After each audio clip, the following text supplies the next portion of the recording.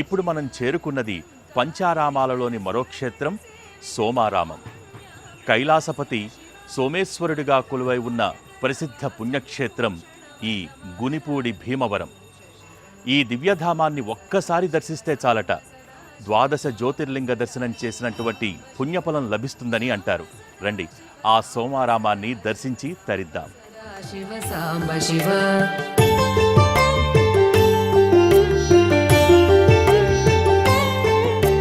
శాంతి స్వరూప జగత్రయ చిన్మయ కాంతిమతి ప్రియ కనక శివ షణ్ముఖ జనక సురేంద్ర ముని ప్రియ షాడ్. పశ్చిమ గోదావరి జిల్లా భీమవరానికి 2 కిలోమీటర్ల దూరంలో గౌతమి నదీ తీరాన గుణిపూడి గ్రామం ఉంది. ఇక్కడే సోమేశ్వర స్వామి ఆలయం నెలకొని ఉంది. ఇక్కడి శివలింగాన్ని సోముడు అంటే చంద్రుడు ప్రతిష్ఠించిన కారణంగా సోమలింగేశ్వరుడిగా పరమేశ్వరుడు ప్రఖ్యాతిగాంచాడు.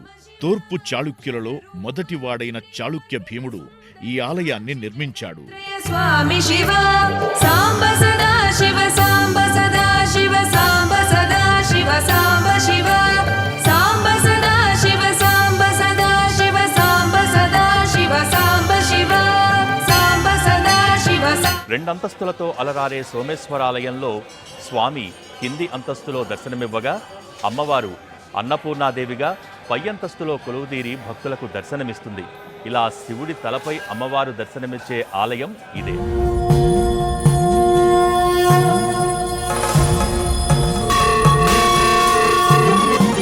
బ్రహ్మమురారి సురార్చితలింగం నిర్మల భాసిత శోభితలింగం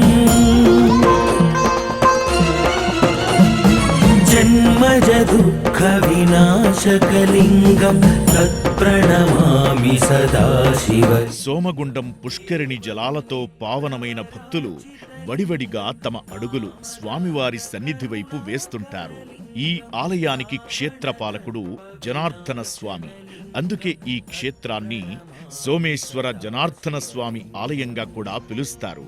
ఇక్కడ 5 నందులు ప్రతిష్ఠితమై స్వామికి భక్తుల రాకను తెలియజేస్తాయి.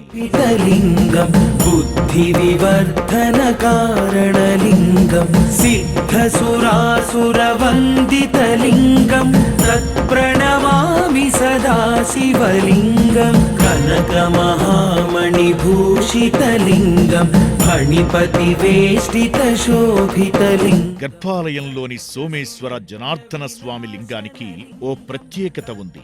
పౌర్ణమి సమయంలో తెలుపు రంగులో ఉండే శివలింగం అమావాస్య వచ్చేసరికి గోధుమ రంగులోకి మారుతుంది.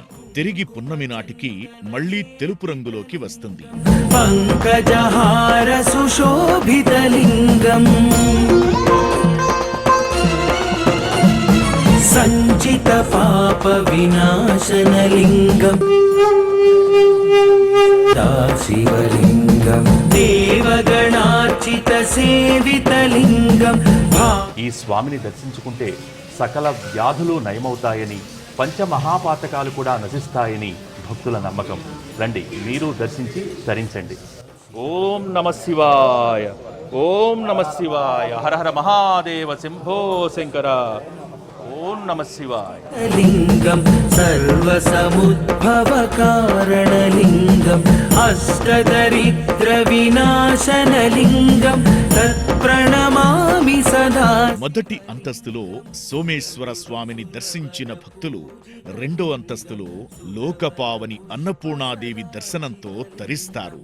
ఈ ఆలయంలో ప్రాకారానికి దక్షిణ దిశలో స్వామివారి కళ్యాణ మండపం, పడమర దిశలో కుమారస్వామివారి ఆలయం, చిన్న శివాలయం, జనార్దన స్వామి ఆలయం, ఉత్తర దిశలో హనుమాన్ మందిరం, నవగ్రహ మండపం వంటి ఉపాలయాలతో అలరారుతోంది.